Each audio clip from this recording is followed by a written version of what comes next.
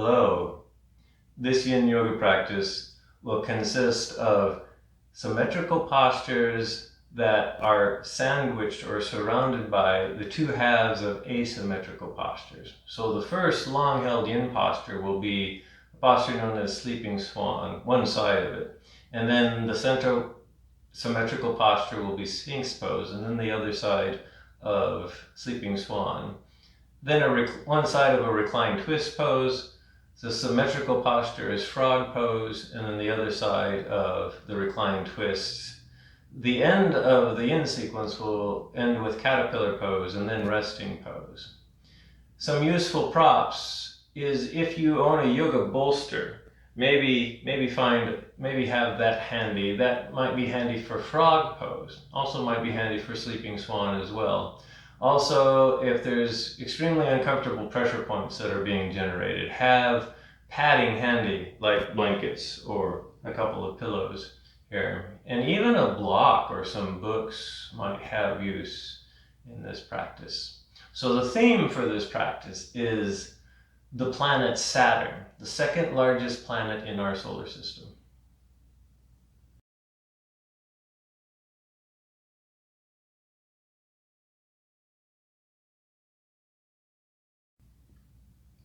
The practice will start with a little bit of breathing and a little bit of a warm-up, and then we get into the longer held yin postures. So find a comfortable seat.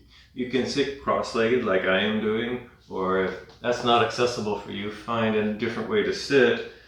You can sit up on as much padding as you want to if you're trying to sit cross-legged. And if you are sitting cross-legged, notice how you naturally sit down in the cross-legged position, notice which leg and foot is in front or on top.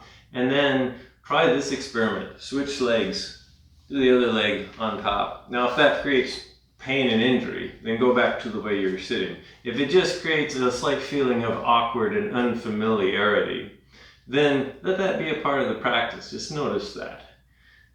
Otherwise, get settled, get grounded, and then begin to notice your breath. Maybe bring your torso, your spine to a nice neutral position. Soften the tension in your face so that you can better feel the inhales, the exhales. You can roll your shoulders up and back. So the breathing exercise to begin with will be an exercise in what I call just notice the exhales, exhale awareness. So take a nice normal deep inhale and then a nice slow deep exhale, and just really notice the qualities and the characteristics of the exhale as you exhale it all out. This doesn't have to be our gargantuan exhale. It just has to be slow and long. And then continue this breathing where it's not really effortful. Nice normal inhale, you're noticing that. Nice long exhale.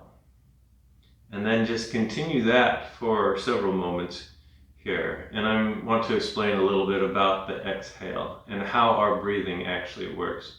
So in our very yang and forward-centric kind of vision that we have in our modern culture, we tend to think of breathing as technically taking in oxygen for life, for ourselves, right? We're taking in oxygen. And so we really focus on the inhale. It's like, oh, the inhales are good. I'm filling my body with the oxygen, the energy that my body needs. But the exhale is actually just as important, because on the exhale we expel carbon dioxide, which we need to do. It's a toxic waste product that we need to get out of our bodies. And it turns out that one of the most efficient and effective ways to get carbon dioxide out of the body is with a long, slow, deliberate exhale, rather than a short, choppy one. Turns out really short, choppy exhales not very good at getting carbon dioxide out. So if we have a type of breath where maybe the inhale is a nice good inhale, but it's kind of a short exhale, we might be getting all the oxygen that we need in our system, but we might not be expelling the carbon dioxide efficiently. And that goes for some breathing exercises where it's a really, really short, quick, choppy breath. Inhale, you're getting oxygen on the inhales, but if you keep up the short, choppy breath for several minutes, you might not be getting the carbon dioxide out. In which case, the thing to do is to at some point slow the breathing down and get to some long exhales so you can manage that carbon dioxide levels here to a more healthy state here. And thus the reason for a lot of breathing practices in yoga where we try to lengthen the exhale, because it turns out that's the best way for most of our bodies to expel carbon dioxide here. So maybe one more cycle of this deep breathing. If your eyes were closed, you can open your eyes now. I'll do a little bit of a shoulder exercise here. So raise your right arm, extend it out to the right side, up at shoulder height here. Maybe lengthen it out to the side here. And then hinge that arm across the front of your torso. So it's still at shoulder height here, and it's running as far across as it goes until it's stuck here. Not pain, just stuck here. Take your left arm and bend and kind of wrap it around the right arm and just gently pull it in to create more pressure. So you can feel this whole right shoulder girdle extending forward and around and kind of like expanding the whole back side of your body here to the point where it may be even painful here. Have some integrity in your torso. So if your spine has lost its integrity, gently tone through your core, bring your spine back to neutral. Bring that right arm in to your edge here.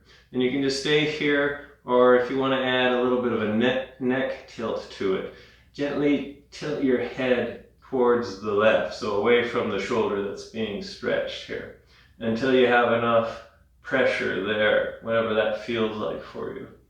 And then where you're feeling that stopping, that extra pressure, maybe a breath or two.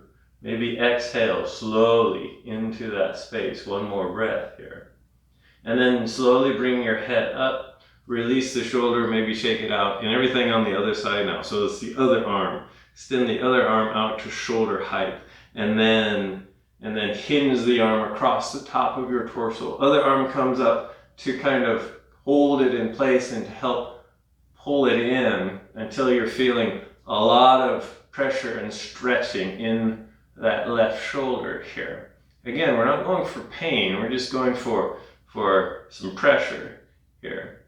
Stay here, or if you did the neck thing on the first side, maybe do the neck tilt on this side. Go slowly so you don't overstrain your neck.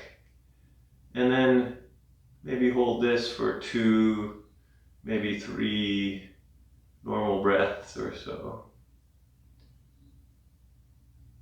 And then slowly bring this head back to neutral, release the arms, and then come onto hands and knees.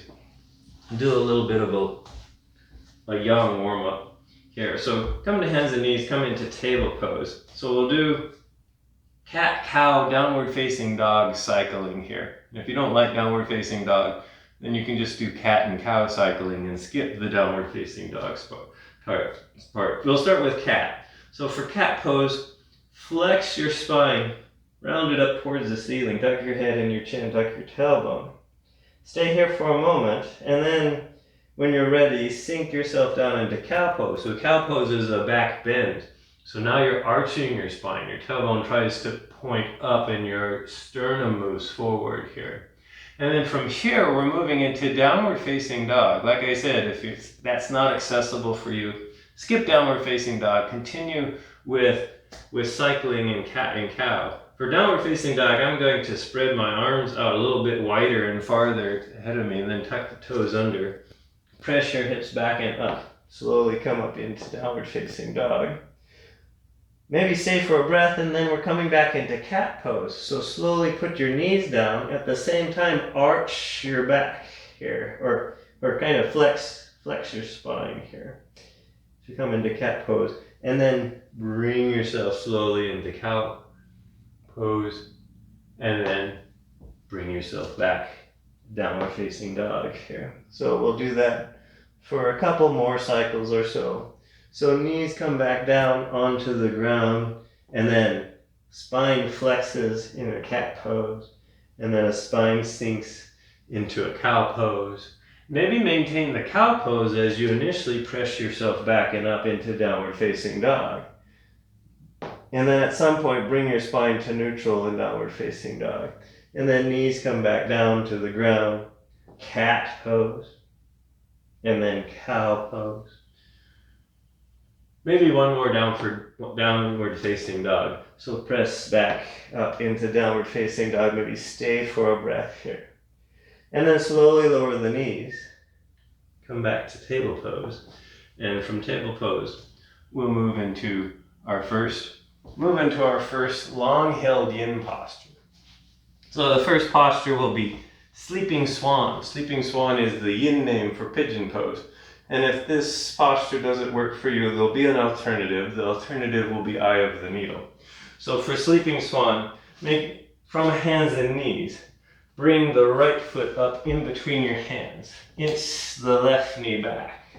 And then start walking that right foot over to the left side.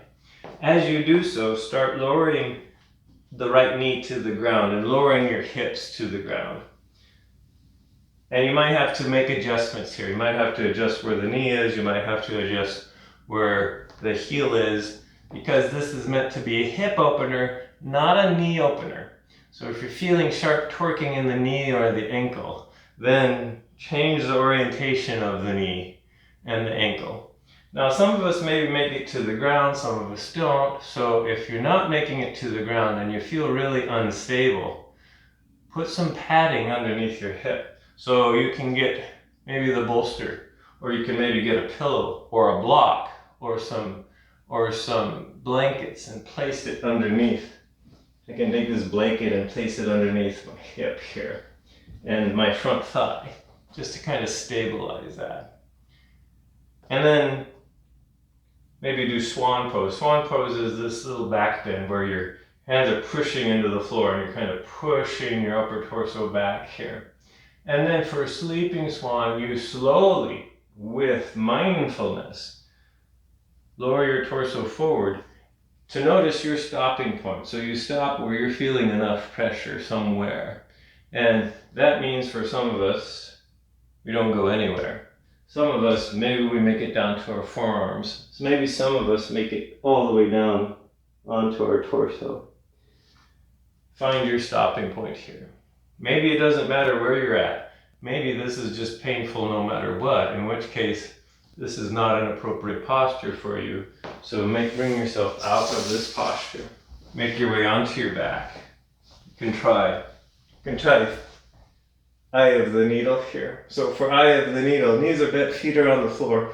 Upper torso is comfortable here. And then bend your right knee, bring your right leg in, put your right ankle on your left thigh, right knee goes out wide. See how this feels, and if this feels like enough, you stay here. Otherwise, you can start bringing this left leg in and clasp behind the thigh or in front of the shin here. So this is a good alternative. Otherwise, if you are in Sleeping Swan, we'll stay for a couple more minutes in Sleeping Swan or Eye of the Needle. And I'll always remind you here of the principles of practice. So in yin we're kind of trying to chase after or exercise the connective tissue systems, the joint capsules, the ligaments, the fascia that encase the muscle cells here. And the best way to do that is with long-held traction. And with muscles relaxed, because we're not trying to exercise the muscle cells, we're trying to exercise the connective tissue system.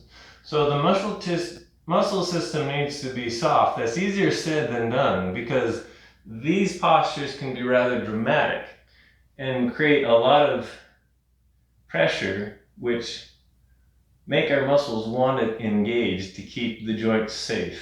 By the way, that's a good thing that the muscles want to do that. That's the jobs of the muscles. But with time and with softness, with patience and with breath, we're trying to soften the muscle fiber so that the pressure does actually go into the connective tissue system. This is all a little bit of the physical theory behind this practice. And this is why there's these 3 steps involved in a yin practice. So the first step is getting into your shape, whatever that is for you, and finding your edge. And your edge is internal. Doesn't matter what it looks like. Your edge has everything to do with what you're feeling. So you're feeling your stopping point. That's your edge. And we all have different bodies. Our bodies are in different states every day. So our edges are all different, and they're different every day.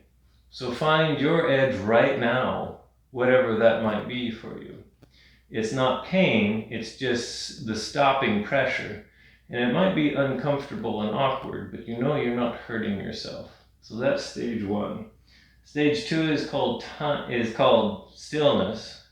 Once you've finally established what your edge is in a posture, you stay there. You cultivate patience. You cultivate fortitude. You cultivate mental focus to stay in the posture. Unless, of course, it has turned into pain, in which case you give yourself permission to come out and rest. We're giving ourselves permission to come out of Sleeping Swan or Eye of the Needle. So press your hands into the floor. Lift your torso up first, and you can use your arms to do this rather than the muscles in your torso. If you want to, do a little bit of a mini back bend. And then plant your hands, tuck the back toe. If you like downward facing dog, see if you can slowly press yourself up into downward facing dog. You can take your dog for a walk. If you don't like downward facing dog, then slowly come out of Sleeping Swan or Eye of the Needle, however you want to. Work out the kinks with some counter movement or counter rest for a few breaths. And then we'll move into the next yin posture. Like I said, we're doing a flower sequence, so it's not the other side of Sleeping Swan yet. It's a symmetric posture, and the symmetric posture is Sphinx Pose. So make your way down onto your belly for Sphinx, and then bring your elbows up underneath your shoulders, shoulder width apart. So to check to make sure they're at least shoulder width, clasp your fingers around your elbows, and then they're roughly shoulder width. Trying to bone stack here. So there shouldn't be a lot of muscular effort going on here. And then find your Sphinx hands. They can be out in Sphinx position. You can clasp your hands. You can rest your head on your hands. Head can be up, head can be down. Head can be resting on a block or some books. Legs are extended comfortably. So whatever width comfortably is. Maybe they're together, maybe they're out wide. The idea is to create this back bend shape in Sphinx, and then soften the muscle fiber in Sphinx, in your torso, to let your spine sag, to create that compression in your lumbar, in your sacral spine. Now, if it's too painful, lower yourself down a little bit. If you're not feeling anything, put some blocks or some books underneath your elbows to lift yourself up. You can also come up into Sphinx if you have a really, really flexible spine. And it takes this, or seal pose. So in seal pose, now maybe you're feeling something in your spine. So you can try that as an alternative. Otherwise, most of us can just stay here in Sphinx. Find your Sphinx, find your edge, become still. Maybe check in with your breath and the sensations in your body, or maybe your mental state or your emotional state here. Soften. Cultivate patience. And then finally, time. Time is the third ingredient. So that's why we're staying not for 3 to 5 breaths, but we stay 3 to 5 minutes in many of these postures here. So maybe come back to that long exhale again. And we can maybe start to think about this planet of ours in our own solar system known as Saturn. So Saturn Saturn is one of the most visible eye planets, I like to call them. So there's Mercury, Venus, Mars, Jupiter, and Saturn are all the planets that are easily visible and bright to the naked eye. That's why they were known to the ancients here.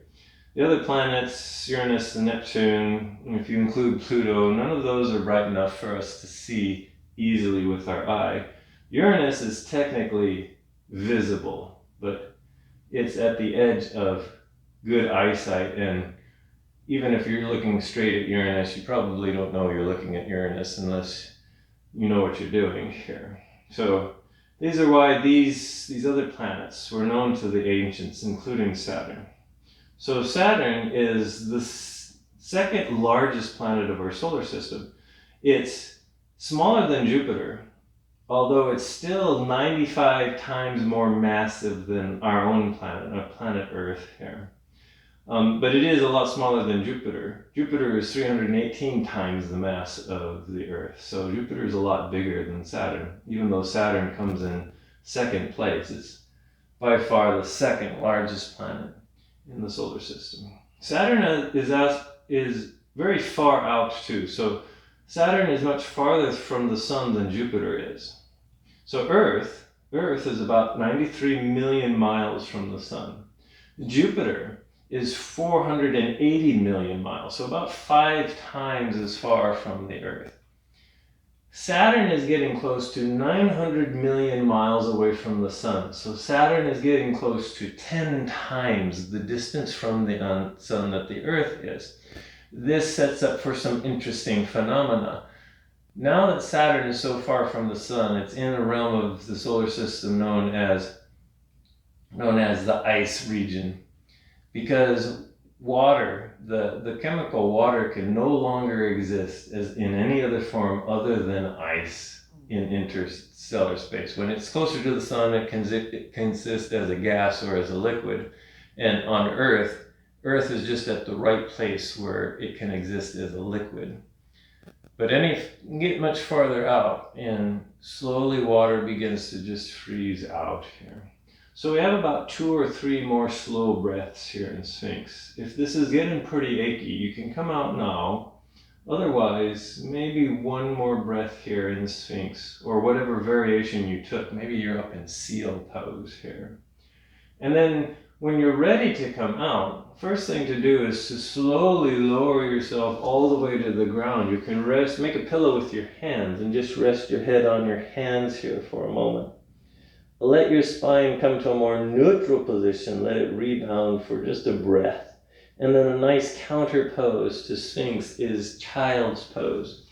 So put your hand on either side of your torso, lift your torso up almost into a table, and then slowly back yourself off into child's pose. So hips to heels, torso rests on your thighs. Arms can be forward or back here in child's pose. And then for most of us, child's pose is a bit of a forward bend. So that's why it's a counter pose to the back bend that we just did in Sphinx pose here.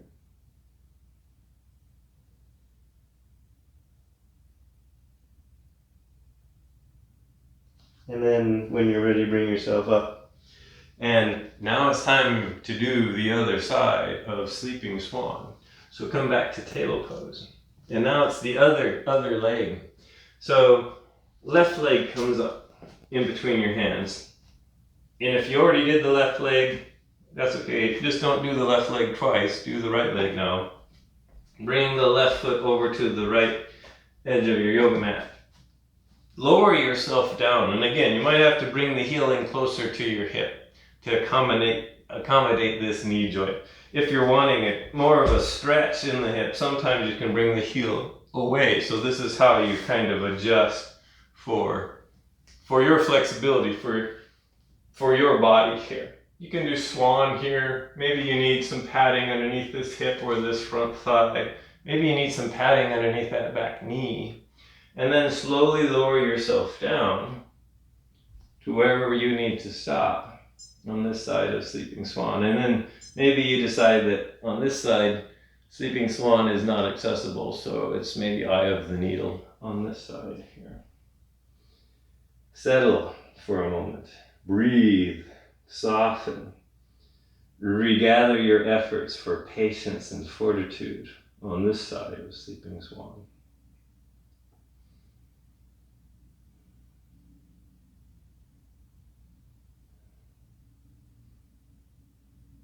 So the ancients didn't have telescopes, and because they didn't have the ancient peoples knew about Saturn. Saturn is very bright in the sky, but since they didn't have telescopes, they didn't know that Saturn had the beautiful rings that we all know that Saturn has. We all know this because in our modern times we've seen hundreds of, not thousands of pictures of this beautiful planet and the magnificent ring system that it has.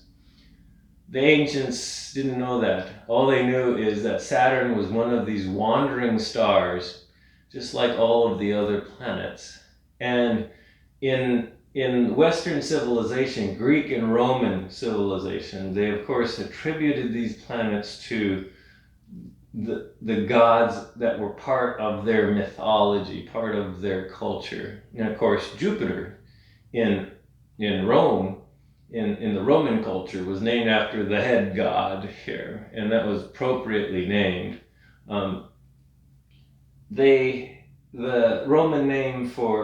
The Romans named Saturn because Saturn was the father of Jupiter, and the reason why they named Saturn, or the father of Jupiter, was because it seemed slow and old.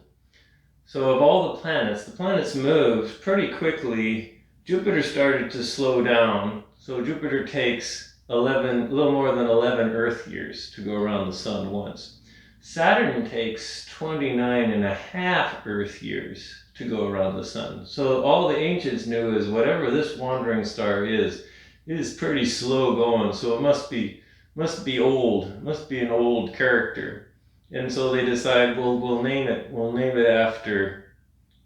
for the father of Jupiter. In the Greek pantheon, Jupiter is Zeus, and Saturn is the father of Saturn's Greek name is Cronus. Cronus is a Titan, and Titan is the father of Zeus. And so that's where we get the name Saturn. Had the ancient actually known how beautiful Saturn was, maybe they would have stuck to other stereotypes and given it some sort of goddess name. But all they knew is it was slow, and because it was slow, it must be an old guy. And so they named it after an old guy rather than a beautiful goddess. And that's how Saturn got its name here. Just a couple more breaths here in Sleeping Swan. We, of course, know Saturn to be this amazingly magnificent planet with a vast ring system that's just striking. It just stuns you when you see it for the first time. But we can be done being stunned with Sleeping Swan if you want to. Slowly lift your torso up first, come back into a nice swan pose. And then slowly bring yourself out of Sleeping Swan. It can be downward facing dog or some other way here. And now a nice counter pose to these outside hip openers. Or my favorite one is windshield wiper maneuver. And so you can do that, or you can just kind of move around here for a moment here. So for windshield wiper, you come to seated, knees bent, feet on the floor, but feet maybe pretty wide, almost mat width. And then bob your knees down to one side. Hands are behind your torso for stability. Bring them back up. Go over to the other side. And then make a few cycles here just to loosen up the hip sockets here.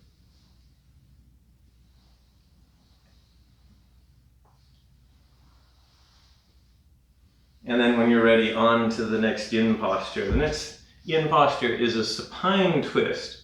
I don't really have a name for this supine twist, so I just call it supine twist. So make your way onto your back. Try this way here. Legs are extended out long here on the floor. Upper torso is comfortable. Maybe have a pillow or a blanket or a bolster nearby, just in case. Bend your right knee. Draw the right knee into your torso. We're going to fold this right knee over to the left into a twist. So maybe For some of us, shifting our hips over to the right makes this a little bit more accessible. And then take the left hand, find the right knee, guide the right knee over to try and stack the right hip on top of the left hip. Now we're trying to create a spinal twist. So if you ended up on the side of your torso, melt your upper body back towards the floor here. Now, your shoulder doesn't have to make it to the floor. It can float if it's okay floating here.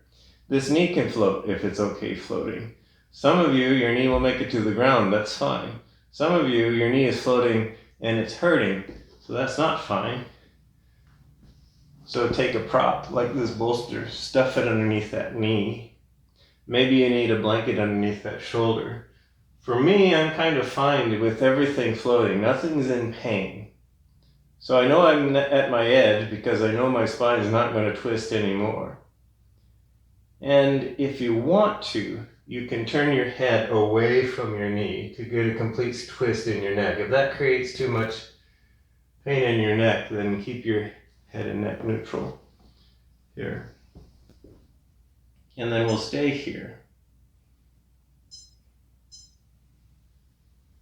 for a few minutes in this twist. By the way, if this straight leg is bothering you, you can bend it and just stack it underneath the upper leg. Otherwise, you're getting a little bit of a stretch in your psoas with this straight leg. So if that's not creating pain, maybe keep the leg straight and just kind of experiment here with the twist here.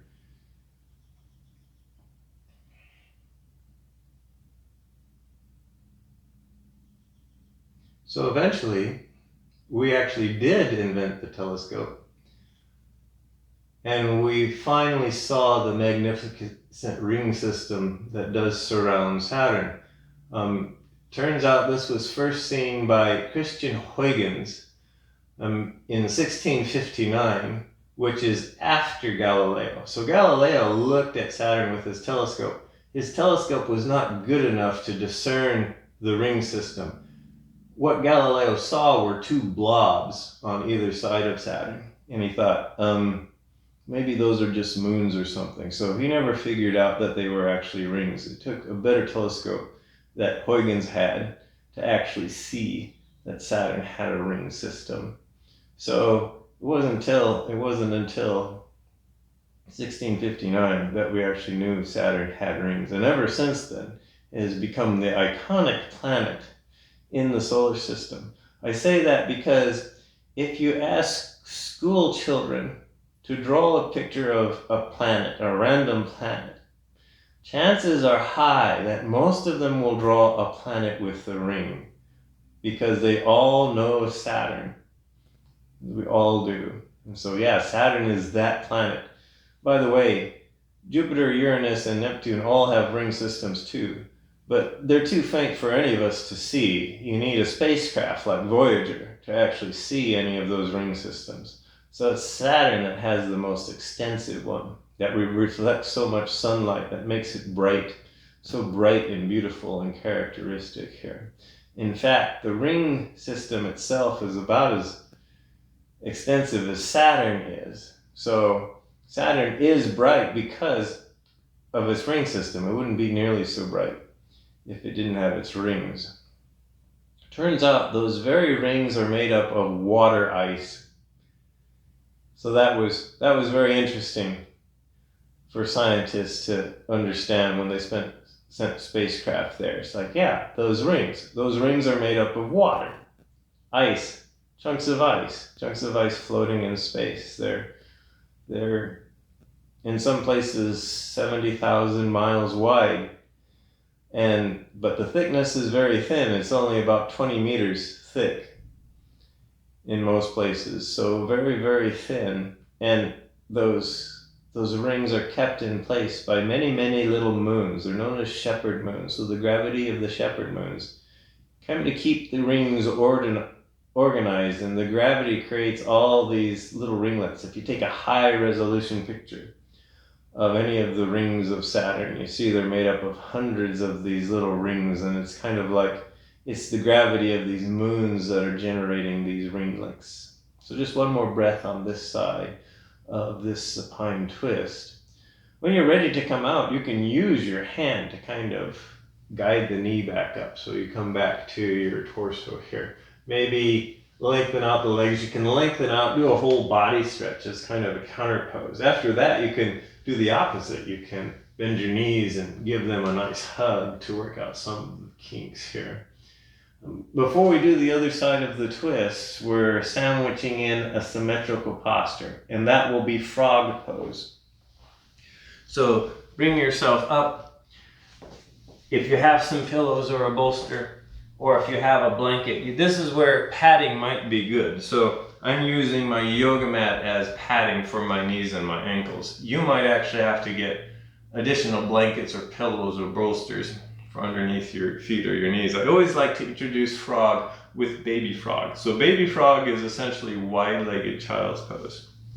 So sit yourself on your mat, maybe sideways like I'm doing. And I always have my mat sideways.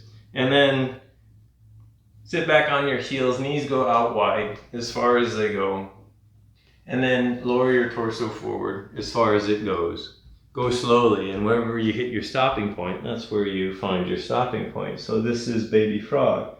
And by the way, if you don't make it all the way to the ground, this is where padding comes in handy. So you can take your bolster or your pillows or your blankets and place it under your torso. So if you're feeling, frog is a hip opener. So if you're feeling lots of intensity in baby frog, this is your posture. You don't have to go anywhere. In fact, maybe your knees have to come in a little bit because they're out too wide. You experiment with this posture. Maybe you need more padding under your knees or your ankles. So experiment with that. If this is a pretty gentle posture for you and you would like some more intensity, then you can invite yourself into full frog. And for full frog, bring your torso up, kind of bring your hips in between your knees, and then bring your shins out parallel to one another. So your heels, your shins are moving out, and then maybe readjust your knees. Maybe they come out a little bit wider. Try to line up your try being the operative word. You don't have to, but to create more intensity. And you only know what you're feeling because you're feeling it. And then when you find your edge, you can stay up on lengthened arms. You can come down onto forearms. If you have padding like a bolster, you can rest your torso on a bolster here. And if this is getting too intense, maybe you invite yourself back into baby frog. And then just find your breath again. Maybe soften again. And then we'll go back to thinking about this magnificent planet that is Saturn. So Saturn has all of these little moons keeping the ring system in place. In fact, it has probably more, I think the number is 82 so far. So Saturn has 82 known moons. Most of them are just a few miles across, so not very big. And there's probably more than that. Saturn does have a few large moons, large enough, like several hundred miles across, so that their gravity collapses them into a round shape. And indeed, Saturn has one of the largest moons in the solar system, and that's the moon Titan. So Titan is so large that it has its own atmosphere. In fact, it's the only moon that has a significant atmosphere in the solar system. And it's so large that it's actually larger than Mercury. Titan is an interesting planet because we've actually explored Titan with space probes, and we found that its surface is made of mountains of frozen water ice, stones and river valleys of water ice. So water is a solid. Water is what makes up the rock on Titan. What makes up the liquid is methane. So it's so cold on the surface of Titan that methane isn't a gas, it's a liquid. And it runs through the water mountains on Titan. So the Titan is a very interesting place. And who knows, maybe sometime in the future when the sun warms up, it starts to evaporate the methane, and then melt the water ice mountain and turn them into lakes here. So we have 1 more minute here in Frog, if that's appropriate. If you had enough of Frog, you can come out of Frog here. Saturn also has some other moons that are pretty interesting. So most of its other moons are made pretty much entirely of ice, of frozen water. In fact, we suspect that the rings of Saturn were once a moon that disintegrated and became the rings. In fact, we think it happened pretty recently, in that Saturn didn't always have rings. It had an extra moon, and then one of the moons came too close to Saturn. Saturn's huge gravity pulled that moon apart, and the fragments became the ring that we see here. One of the interesting moons on Saturn is Enceladus. Enceladus is a small moon. It's only 500 miles across, and it looks like its surface is made of sheer ice. But on further study, we see salty water leaking out in cracks in between the ice. And it's close enough to Saturn that we think its core is being heated by gravitational tidal tugging from Saturn. So we think the core is actually warm or hot in Enceladus. And because it's made mostly of water, we think there may be oceans underneath the ice cap. Oceans of liquid water. 1 more breath here in Frog, and then you can come out. Now, if you're in full Frog, maybe lift your torso up a little bit. And then maybe a more comfortable way to get out of this is to just lower your torso forward and down. Slowly bring your legs back together. Bend your knees, and then do kind of a prone windshield wiper move here. You can just sway your shins back and forth.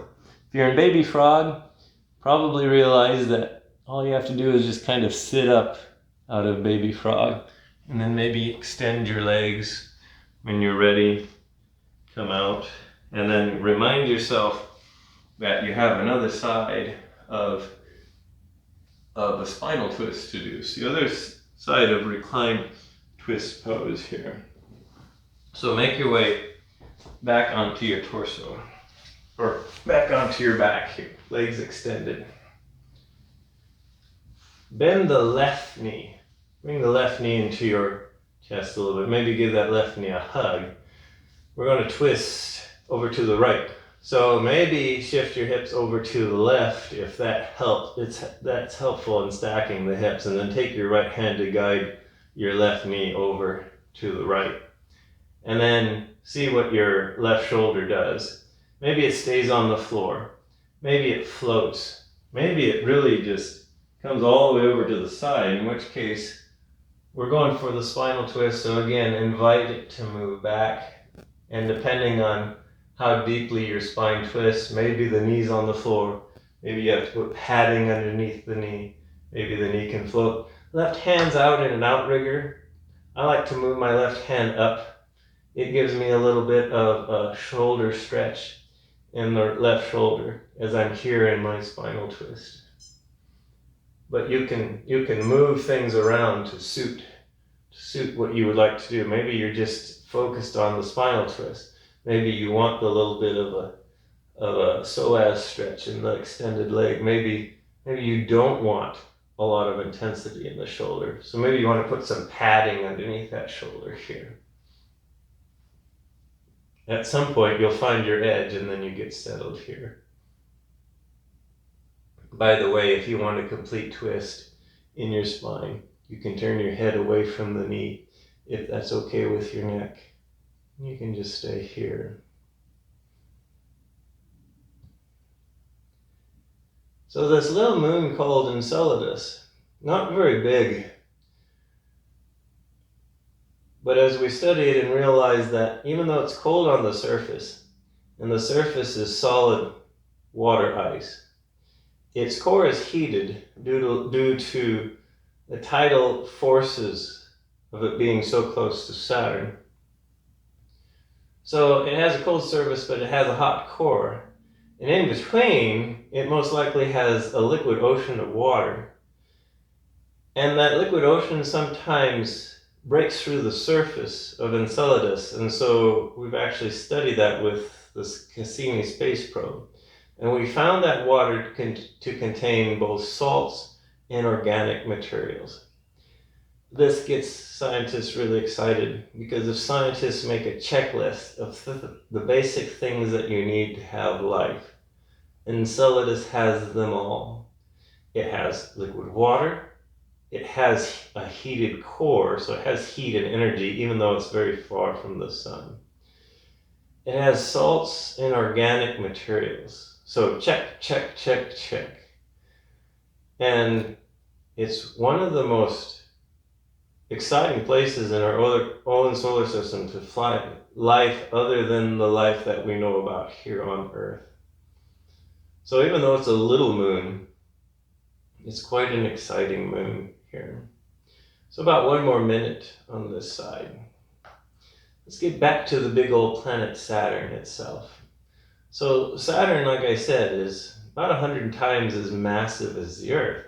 It's much bigger than the Earth. It's much farther away.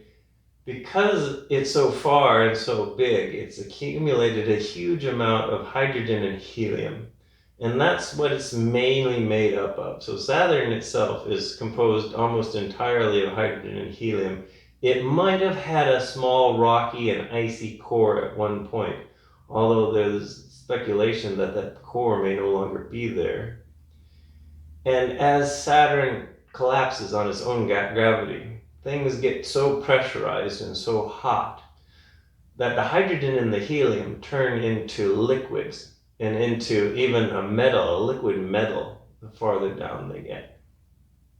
Meanwhile, the only thing we can see are the upper clouds. And of course, when we study the upper clouds of Saturn, we notice that they're mainly made up of hydrogen and helium, with a little bit of ammonia ice, water ice, and methane ice, organic ices, that give Saturn a little bit of a color band, although they're not as striking as Jupiter, except at the poles. The poles, there's this strange storm system known as the giant hexagon, where you can see deep down into the cloud layers of Saturn.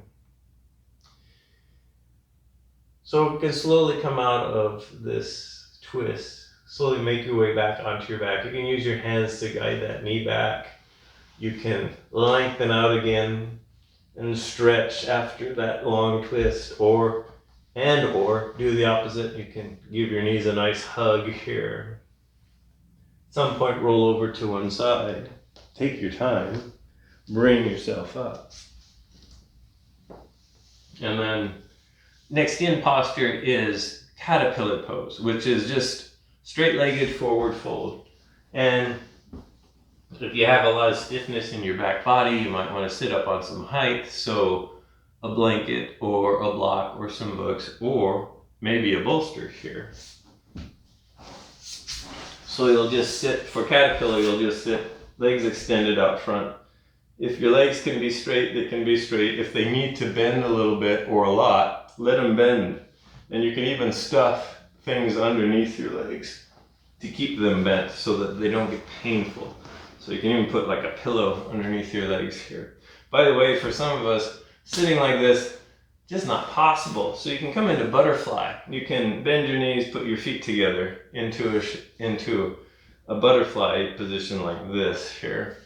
Otherwise, if this is working for you, you can stay in caterpillar. And then the caterpillar is a forward fold. So maybe start with a nice straight spine. This requires a little bit of muscle engagement. And then hinge forward. When you get done hinging, soften your muscle fiber. Let your spine relax and round here into your version of caterpillar. And again, when you get here, you might find that this is so intense and painful that butterfly is a better option here. And then we'll stay here. You can put padding underneath here to rest your torso on if you need to. Or your head, if your head and your neck get achy from hanging forward. Once again, find your breath, find your edge, allow things to kind of ooze into your own shape here. and then we'll stay for a few minutes.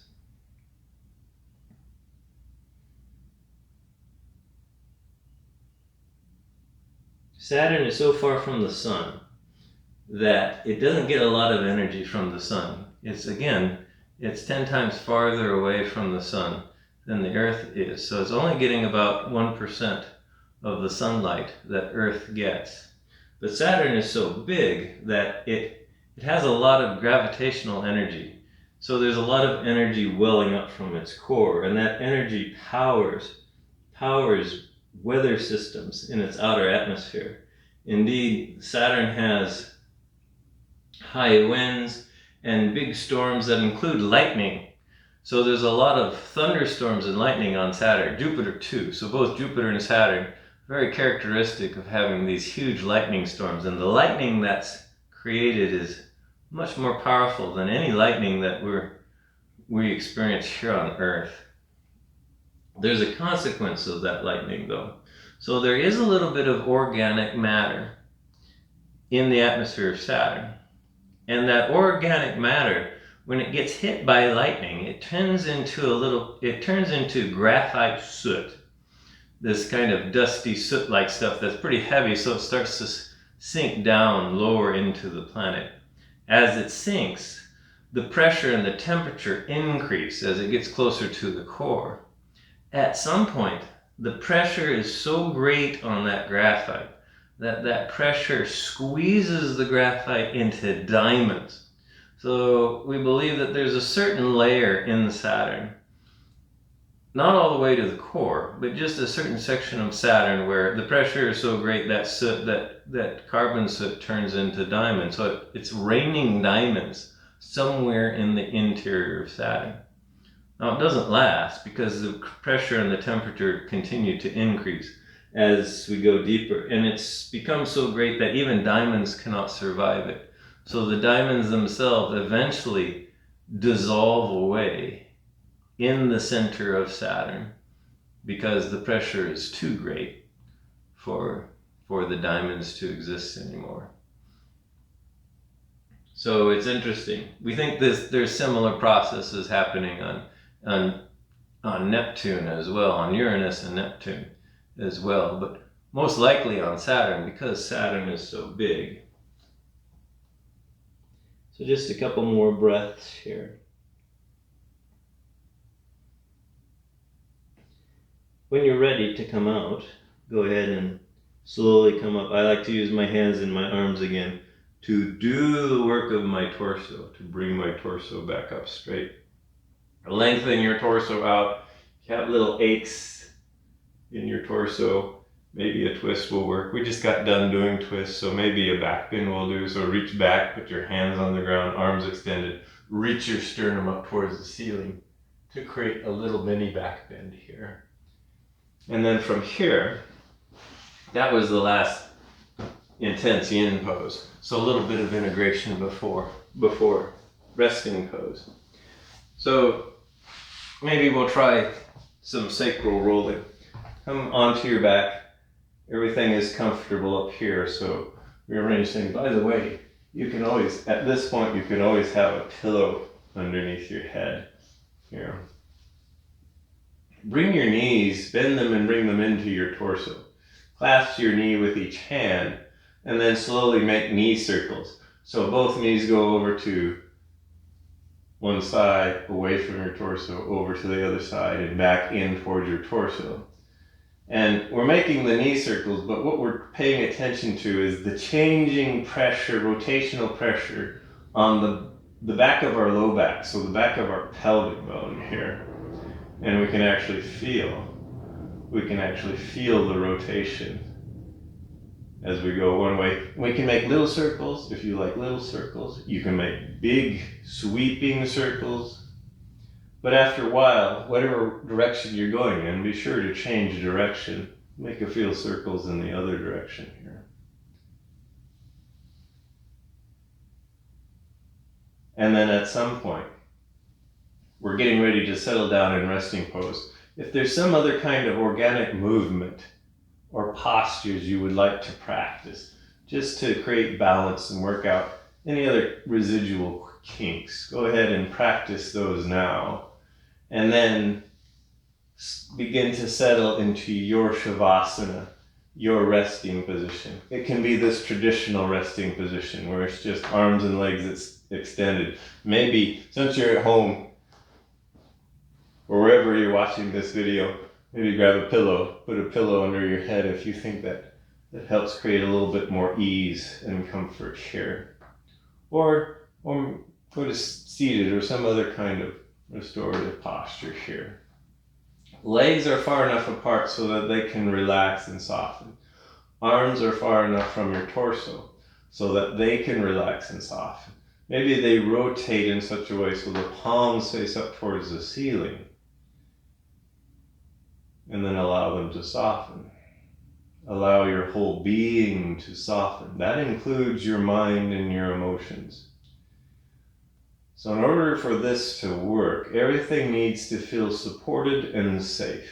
So if they don't, think of what you can do to help cultivate that. Maybe you're feeling a little bit too chilly, in which case putting on some clothing or an extra blanket might be the thing that's needed. And then kind of slowly allow yourself to soften and feel like you're oozing into the floor here. Soften the tension in your face. Soften your lips, your jaw, your teeth, your tongue. Soften your cheeks and the skin around your ears. Soften the muscles around your eye sockets, your left eye, your right eye, the space in between your eyes. You can lightly close your eyes, maybe get in touch with your breath, maybe your heartbeat, maybe the noises around you. Soften your brain, let your thoughts be fuzzy, let them drift.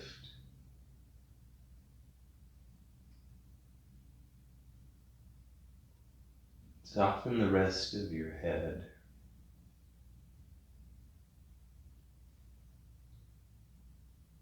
Soften your upper torso, soften your shoulders. Notice your shoulder blades. Notice your arms, so soften through your right arm, right palm, right fingers.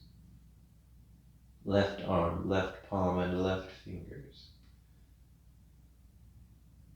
Take notice of the tip of each finger on each hand. Left and right. See if you can notice that gentle sense of energy, that light tingling in the tip of each finger.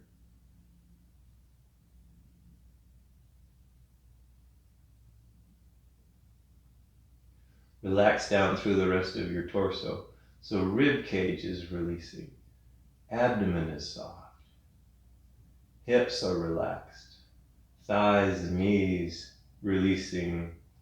Shins, ankles, heels soft. Tops and bottoms of your feet release. Toes releasing. Both feet, left and right. See if you can notice that energy in the tips of your toes. That's you. That's your life force. Clear down there in the tips of your toes. Release, relax, and surrender your body-mind 100%.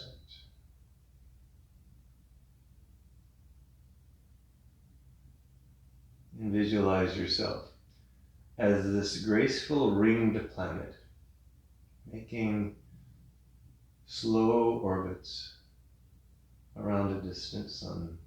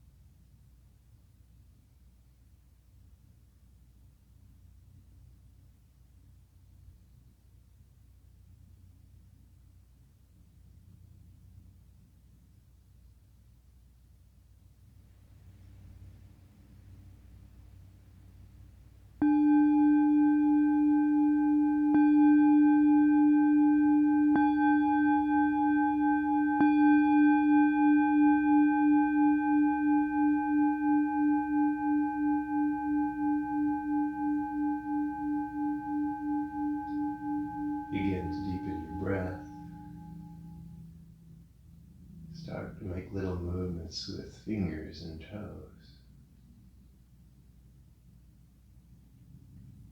Expand that motion into wrists and into ankles. You can gently move your head from side to side. Maybe move arms and legs. At some point, gently bend your knees. Slowly roll over onto one side. When you get there, reestablish your stability. Cultivate a deep sense of gratitude for your practice, but also a deep sense of gratitude for you, your unique manifestation in this universe. The universe is ecstatically joyful that you are here. When you're ready, bring yourself up to a comfortable seat. When you arrive there, bring your hands together in front of heart center. I'll end practice with an Om. You can either join in or just simply listen.